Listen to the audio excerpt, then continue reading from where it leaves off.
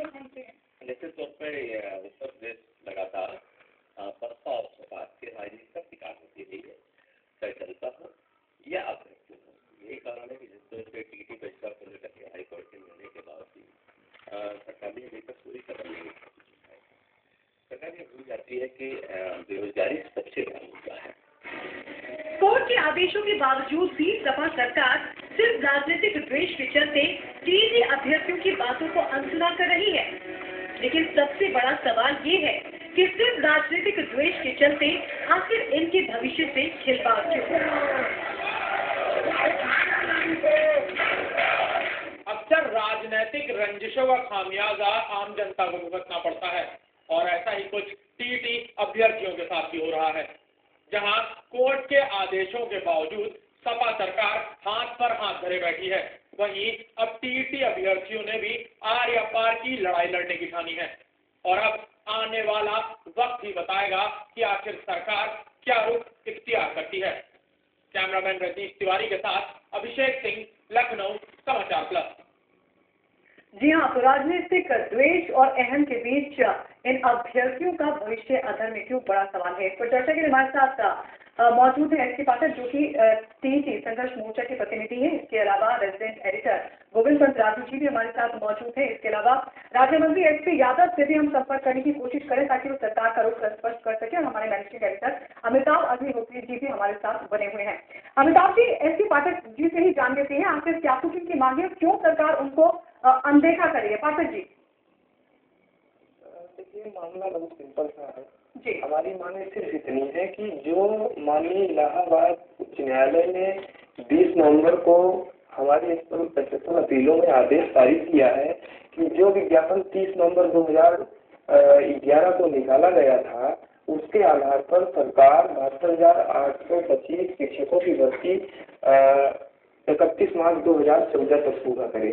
हमारी मांग सिर्फ इतनी है कि हाईकोर्ट के आदेश का सरकार सम्मान करते हुए उसका अनुपालन करे। जो टीटी अभ्यर्थी बेरोजगार 2 साल से सड़कों पर टहल रहे हैं, कई लोग सुसाइड कर चुके हैं, उनको लगातार प्रताड़ित करने के बजाय माननीय युवा मुख्यमंत्री सकारात्मक कदम उठाएं। सिंपल सी मांग है हमारी और हम समझते हैं कि इससे ज्यादा जायज मांग और कोई हो नहीं सकती है। जी गोविंद जी, क्या ये राजनीतिक द्वेष और अहम के बीच इनका भविष्य अधर में लटक रहा है और यही वजह से इनकी मांगों को नहीं सुना जा रहा? गायत्री, जिस तरह से इस मामले को सरकार ने हैंडल किया है, उससे ये बात बिल्कुल साफ लगती है कि ये राजनीतिक जो द्वेष भावना है, ये जो प्रतियोगी जिन्होंने टीटी परीक्षा पास की है वो उसके शिकार हुए। और ये अकेला मामला नहीं, उत्तर प्रदेश में ये दुर्भाग्य है कि समाजवादी पार्टी और बीएसपी के बीच जो आपसी एक तरह की शत्रुता है, उसका खामियाजा लोगों को भुगतना पड़ता है। जब समाजवादी पार्टी ने अपनी पिछली सरकार में पुलिस भर्ती की थी बहुत बड़े पैमाने पर और मायावती की सरकार ने आते ही उस भर्ती को पलट दिया था, वो आज तक विवादों में पड़ी है। ऐसा ही टीटी के मामले में हुआ। मायावती सरकार के अंतिम दिनों में इन टीटी छात्रों ने परीक्षा पास की और ये जो केंद्र सरकार के नियम है, एनसीईटी के नियम है, उनके तहत ये आवश्यक है, ये जरूरी है। बिना इसके प्राथमिक शिक्षा में किसी जो टीटी पास किए बिना किसी को नियुक्त नहीं किया जा सकता है। उसके तहत ये प्रक्रिया शुरू हुई थी। हालांकि कुछ विवाद इसमें रिश्वतखोरी और इनको लेके हुए थे, कुछ अधिकारियों की संलिप्तता पाई गई थी, लेकिन उसकी जो भी छानबीन हुई। गोविंद जी, आपके पास लौटेंगे। इस वक्त हमारे साथ एसपी यादव जो कि राज्य मंत्री है वो हमारे साथ जुड़ गए हैं, उनसे ही रुक जान लेते हैं। यादव जी, आखिर सरकार को दिक्कत क्या है, क्यों इनकी मांगों को अनसुना कर रही है सरकार? देखिए, ऐसा है, अभी जो राजू साहब ने कहा जी कि वो जो है पुलिस भर्ती को कंपेयर किया इसके टीटी से, लेकिन पुलिस भर्ती केस में बता दीजिए कोई भ्रष्टाचार या कोई रिश्वत लेते या देते पकड़ा गया हो। और ये टीटी में जो बसपा सरकार ने 45 लाख रुपए संजय मोहन। यादव जी, आप अपनी सरकार की बात कीजिए। इस वक्त पिछले 2 साल से लगातार ये टीटी अभ्यर्थी प्रदर्शन कर रहे हैं, लेकिन इनकी मांगों पर क्यों नहीं विचार किया जा रहा, वो भी हाईकोर्ट के आदेश के बावजूद भी? और भ्रष्टाचार हुआ था जी। एक तरफ लोग लोकपाल की बात करते हैं, दूसरी तरफ अगर भ्रष्टाचार हुआ है और भ्रष्टाचार के आधार पर जो है निरस्त किया गया है टीटी परीक्षा को, और ये हुआ लेकिन अब तो हाईकोर्ट आदेश कर चुका है, फिर से जो है लोग उसमें अप्लाई करें। वो तो यादव जी मैं आपको टोकना चाहूंगा, अगर भ्रष्टाचार हुआ था तो आपने किसके खिलाफ कार्रवाई की, किसको जेल भेजा, कौन लोग इसमें बंद हुए, किसको आपने सजाएं दी?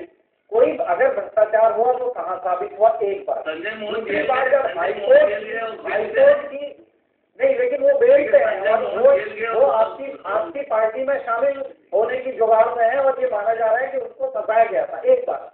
दूसरी बात, जो लोग कुल इस मामले में पास, जिन लोगों का मामला पाया गया था, जिसके खिलाफ जिन लोगों के मामले को लेकर गिरफ्तारियां हुई थी, उनमें से कुल 22 लोगों ने ये परीक्षा पास की थी और उन 22 में भी 19 लोग ऐसे थे जो मेरिट में बहुत नीचे थे, जो आगे नौकरियां पाने के योग्य ही नहीं है। तो विवाद सिर्फ 3 लोगों को लेकर था, भ्रष्टाचार की अगर बात करें।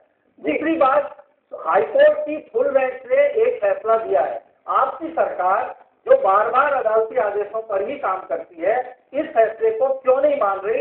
अगर आप नहीं मान रहे तो उसके खिलाफ सुप्रीम कोर्ट आप क्यों नहीं गए? बिन बच्चों को इस तरह से अधर्म में आपने क्यों लगता है? कृपया आप ये बताने की कोशिश करें। जी यादव जी जवाब दीजिए।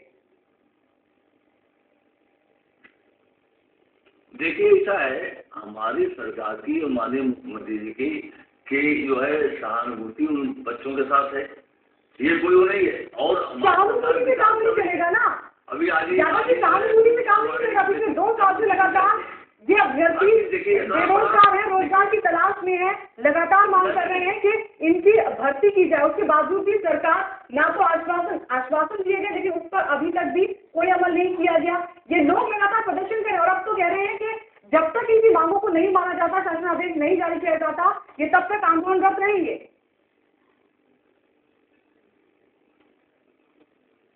देखिए, ऐसा है, देखिए, सरकार अगर हमारी इनके पर उपेक्षा के व्यवहार करती तो क्यों वार्ता करती? हमारे बेसिक शिक्षा मंत्री जी ने वार्ता किया, और हमारे मुख्यमंत्री जी से आज भी टीटी के कुछ जो है जो आंदोलनकारी हैं समाजवादी पार्टी के कार्यालय पे जनता दर्शन था, उसमें मिले। माननीय मुख्यमंत्री जी भी गए थे, उनसे भी बात किया। माननीय मुख्यमंत्री जी ने सहानुभूतिपूर्वक उनकी बात सुनी और विचार करने के लिए कहा। यादव जी राजनीतिक रूप से यादव जी हुई थी। इस अद्भुत सहानुभूति को ओढ़े के बिछाए लड़के, इस सहानुभूति को ओढ़े के बिछाए। एक सवाल। दूसरा सवाल, ये बात उत्तर प्रदेश के हुक्मरानों को क्यों नहीं समझ आती? सपा बसपा दोनों के लिए कह रहा हूं कि मेरे हुजूर, आप इस बात को बहुत अच्छे से समझ लीजिए, अगर संविधान की जानकारी हो, कि सरकार इन कंटिन्यूएशन चलती है। पंडित नेहरू से लेके आज तक सरकार इन कंटिन्यूएशन है। प्रधानमंत्री बदलते हैं, मंत्री बदलते हैं, सिस्टम थोड़ी ना डिफंक्ट होता है चुनाव होने से और पार्टी बदलने से। ये उत्तर प्रदेश इकलौता ऐसा सूबा बनता जा रहा है। अब खुद वो दिन दूर नहीं गोविंद पर, जिस दिन मैं ऐसा भी निर्णय सुन लूंगा कि हाई स्कूल में जितने लोग पास हुए सपा के कार्यकाल में, बसपा उनको सबको फेल घोषित कर दे, और बसपा के कार्यकाल में जितने इंटर में पास हो उनको यादव जी की सरकार आके फेल घोषित कर दे। भाई जब तमाशा है। आप डीजी बदल दो समझ आता है, चीफ सेक्रेटरी अपने मन का ले आओ समझ आता है, आईजी डीआईजी बदल दो समझ आता है। आप सिपाही, होमगार्ड, चपरासी, मास्टर, प्राइमरी स्कूल, इनमें भी दखल दे रहे हैं राजनीति। कौन फार्मासिस्ट हो, कौन कंपाउंडर हो, इसमें भी समाजवादी पार्टी और बसपा का लेटरेट चलेगा क्या? कहीं तो इस पर हद लगेगी, लगाम लगनी चाहिए, क्यों नहीं लगनी चाहिए? किसने रोका आपको? कितने आईएएस है उनको ताश की पत्तों की तरह से रोज फेंक रहे हैं, और फेंकिए, आप मालिक है, 5 साल के लिए तो मालिक है ही। हम लोग चिल्लाते रहेंगे, आप फेंकिए।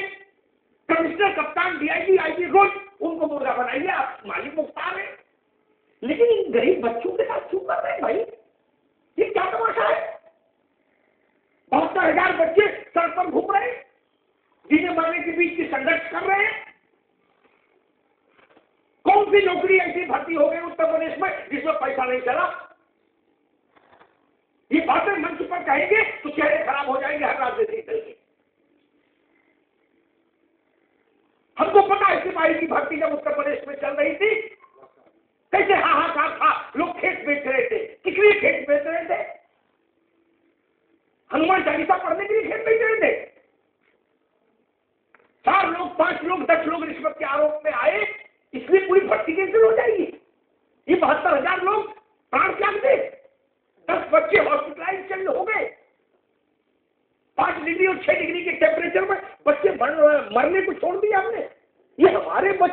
यादव जी, हमारे घर के लड़के हैं, उत्तर प्रदेश के नौजवान हैं, आप नहीं सुनेंगे कौन सुनेगा? समाजवादी पार्टी और बसपा के लिए लड़ने के लिए अखाड़े बहुत है। अभी मार्च में एक बड़ा अखाड़ा आ रहा है 80 सीटों पर, उसमें लड़ लीजिए, आनंद आएगा, ताकत का एहसास होगा। कौन जबर है? टीटी, सिपाही, होमगार्ड, चपरासी, इनमें लड़ेंगे, इनमें ताकत दिखाई जाएगी। यादव जी,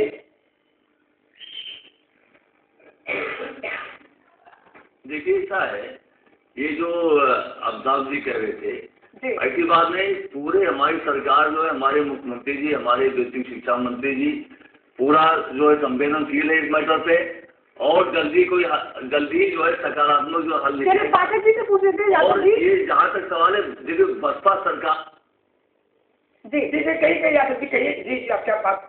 जी बोलिए यादव जी।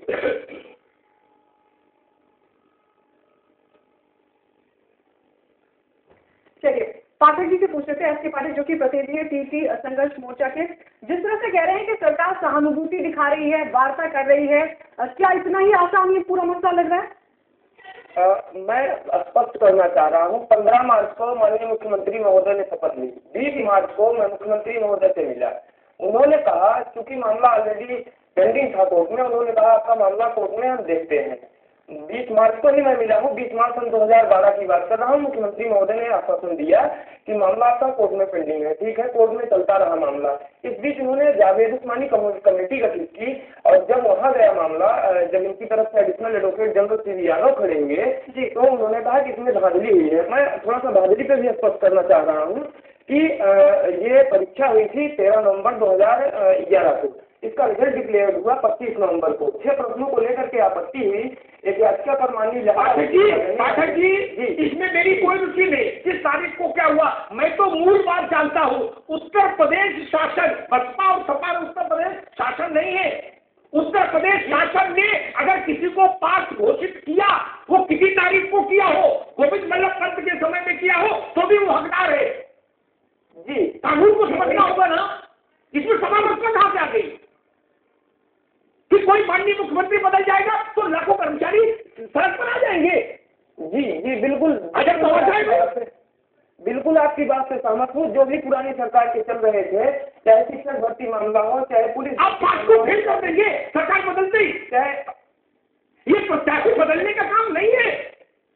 5 वैकेंसियों में प्रत्याशी बदल दिया, श्यामाचरण गुप्ता को हटा के दरुआ के परिवार के लड़के को टिकट दे दिया। ये वो नहीं है भाई, वो आपका फैसला, आपके हाथ में फैसला है, आपके हाथ में अधिकार है बदलने का। ये शासन है, गवर्नेंस, एक सिस्टम है जिसको सिस्टम बोलते हैं हिंदी में तंत्र। तंत्र पार्टियों का मुखापेक्षी नहीं हो सकता ना।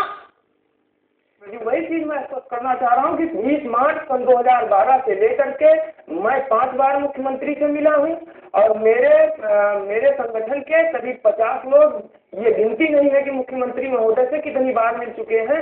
जब 4 फरवरी को काउंसलिंग पर स्टे हुआ तो मुख्यमंत्री ने यही कहा था कि हम जैसे ही हाई कोर्ट का फैसला आएगा हम उसको फॉलो करेंगे, आप लोगों की नियुक्ति करेंगे। फैसला आने के बाद 30 दिन होने को जा रहे हैं। इस 30 दिन में करीब हमने सरकार के मंत्रियों समेत मुख्यमंत्रियों, पांडे जी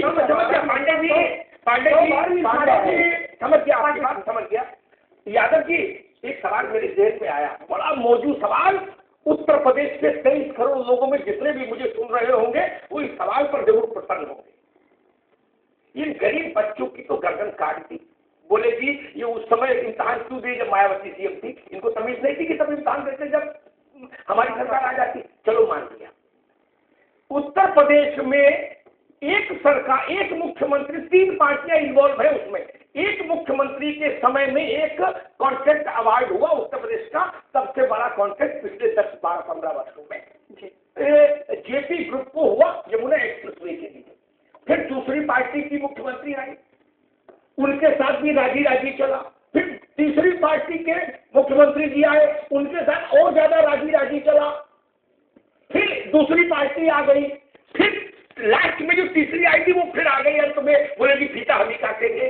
उसका तो एक ही की जमीन किसी ने इधर उधर नहीं की। जो गरीब की गर्दन छुरी से काट दे, और वहां कोई तलवार नहीं चलाई किसी ने। क्या मायावती ने ये कहा था कि मुलायम सिंह ने इनको फेवर किया इसलिए मैं इनको क्वेश्चन करती हूँ, इनका ठेका नहीं।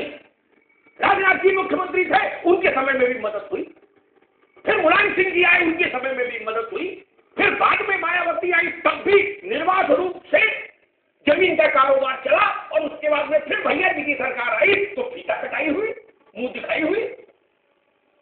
किसी ने राजनीतिक द्वेष बाहर क्यों नहीं निकाला? गोविंद पर वहां राजनीतिक द्वेष क्यों नहीं निकाला? गरीब सिपाही, कंपाउंडर, होमगार्ड और मास्टर पर राजनीतिक द्वेष निकालेंगे? नहीं, आपने बिल्कुल सही कहा। मैं उसमें मुझे कोई बता दे, 3 पार्टियां रही सरकार में कांग्रेस छोड़कर, और किस मुख्यमंत्री ने उनको अपने दफ्तर में चाय और नाश्ता नहीं कराया? बता दे कोई मुझे। कितनी ऊंची आवाज में बात की उनसे? हजारों एकड़ जमीन दे दी गई, हजार एकड़ सड़क के इस पार और सड़क के उस पार। किसान चिल्लाते रहे, टप्पल में गोलियां चल गई, किसान मारे गए, सुना किसी ने? इन गरीब बच्चों को गौ हत्या का पाप लगेगा, ठंड में मरने को छोड़ देगा। इनको गाय की हत्या के बराबर है। मैं फिर दोहराता हूं, सिपाही, होमगार्ड, फार्मासिस्ट, चपरासी और मास्टर, इनकी राजनीति से ऊपर उठिए। अगर उत्तर प्रदेश को सही मायने में आगे ले जाना है, एक भर्ती नहीं हो पाएगी यादव जी, एक भर्ती नहीं हो पाएगी। आप जितनी भर्ती करोगी, बहन जी आके सब क्वेश्चन कर देंगी। बहन जी जितनी भर्ती करेंगी, आप क्वेश्चन कर देंगे। शासन कैसे चलेगा? अकेले जावेद उस्मानी शासन चला लेंगे? 3.5 लाख मास्टरों की जगह खाली है उत्तर प्रदेश में। बच्चा पढ़े तो पढ़े कैसे? एटा में, इटावा में, हमीरपुर में, झांसी में, जालौन में, गरौठा में, आजमगढ़ में, कुशीनगर में, पटरौना में कैसे पढ़े?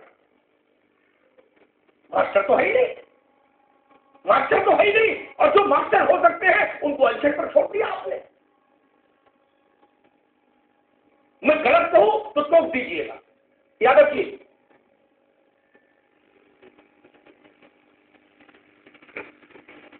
देखिए क्या है अफ्ताब जी, हम भी, हमारी सरकार भी पूरी भावना तो पिछली सरकार काम करती थी।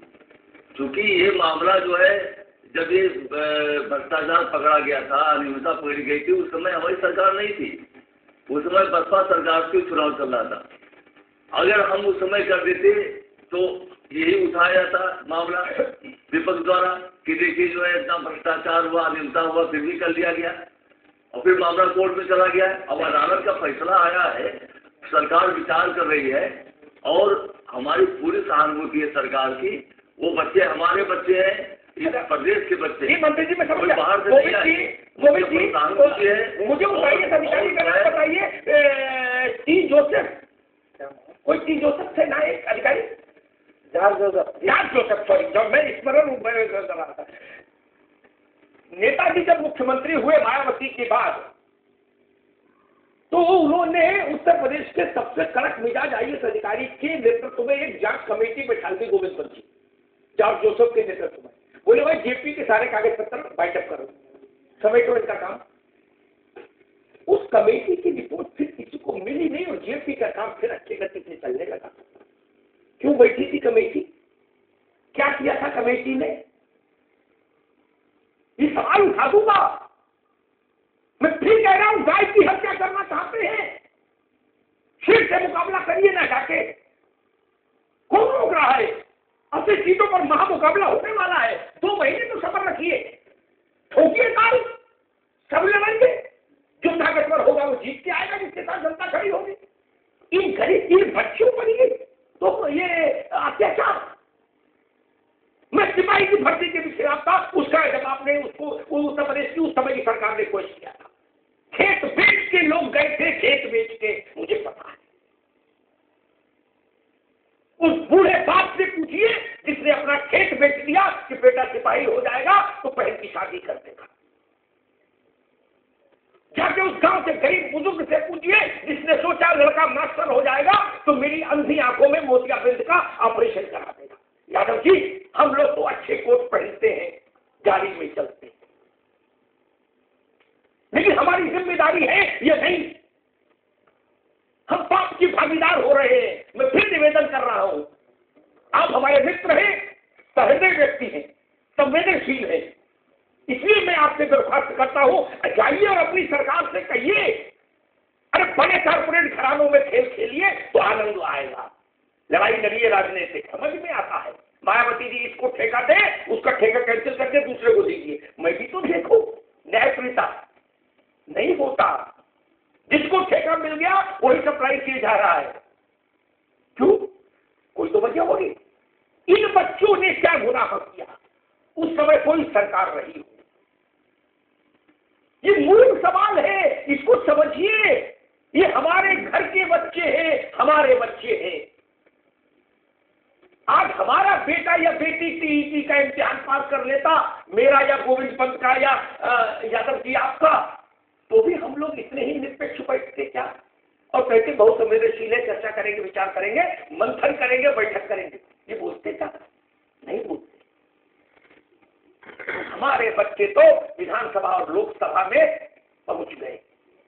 गरीब के बच्चे कहां जाएंगे?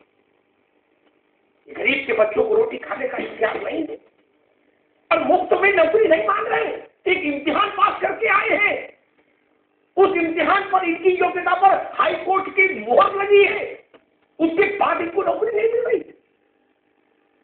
पाठक बता रहे हैं 30 दिन हो गए हाई कोर्ट का निर्णय आए, कितने दिन विचार होगा? कितने दिन विचार होगा? जब आधे मर लेंगे तब विचार करके हम वापस आएंगे। इनकी शोक सभा में आके इनको नियुक्ति का प्रस्ताव देंगे। सोचिए, बड़ा सवाल है, मेरा मन भारी है। यादव जी, आप तो ध्यान दीजिए, आप तो कम से कम आश्वासन से आगे बढ़िए। देखिए, माननीय न्यायालय का जो आदेश है उसका पालन हमारी सरकार करेगी। कब तक? और ऐसा है जी, हर बात पे अभी नहीं, देखिए ऐसा है कि इसमें बहुत ही गंभीरता से विचार चल रहा है जी।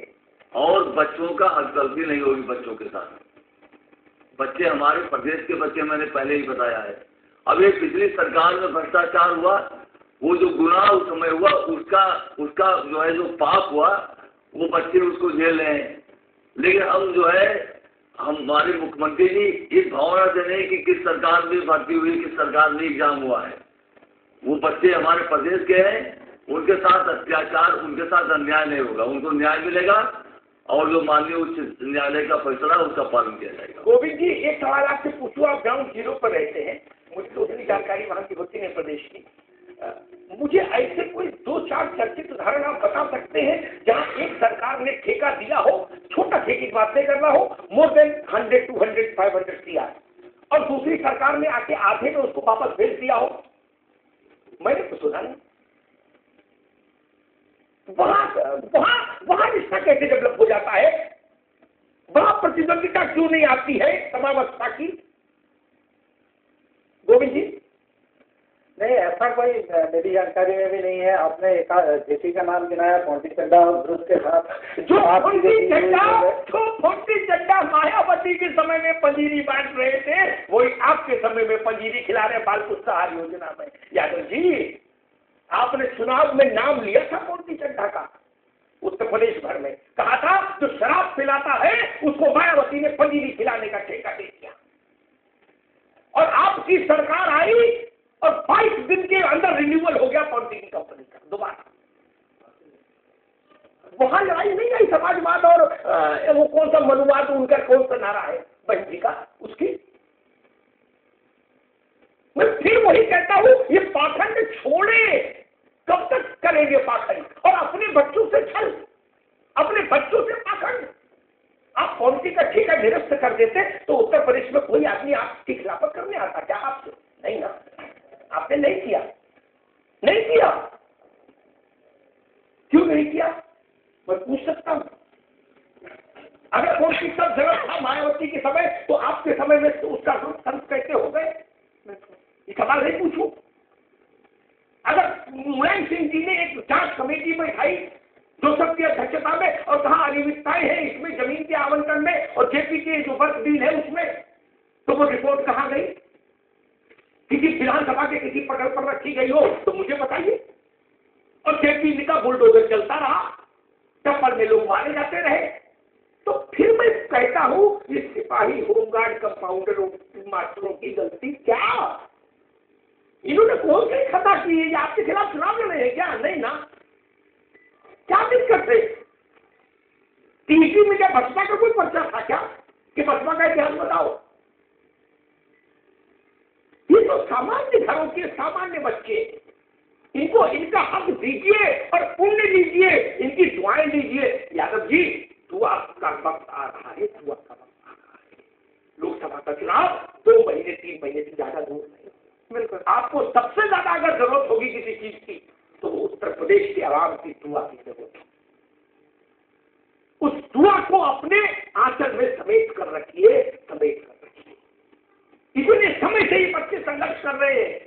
मेरे जब से हम लोगों ने समाचार पत्र शुरू किया, यादव जी दिल से कहता हूं, गोविंद जी गवाह है, किसी मुद्दे को लेकर मेरे ऊपर इतनी बार जनता की तरफ से मांग नहीं आई।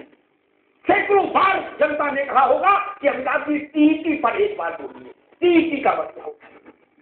आज हमको लगा कि नहीं, मैं अन्याय कर रहा हूं अगर मैं इस पर मौन रहा। तब हमने गोविंद जी ने तय किया कि नहीं, आज की देखा को हम लोग फल देंगे। 72,000 लोग सड़क पर है। अच्छा नहीं लगता, दुनिया में क्या संदेश जाएगा? इतनी छोटी लड़ाई कि प्राइमरी स्कूल के मास्टर को मोहरा बना के उत्तर प्रदेश के सबसे बड़े राजनीतिक दल राजनीतिक लड़ाई लड़ रहे हैं। बड़े लोग कम हो गए क्या? उन पर दांव लगाइए तो मैं भी साथ खड़ा होऊंगा। गोविंद जी गलत तो नहीं कहा?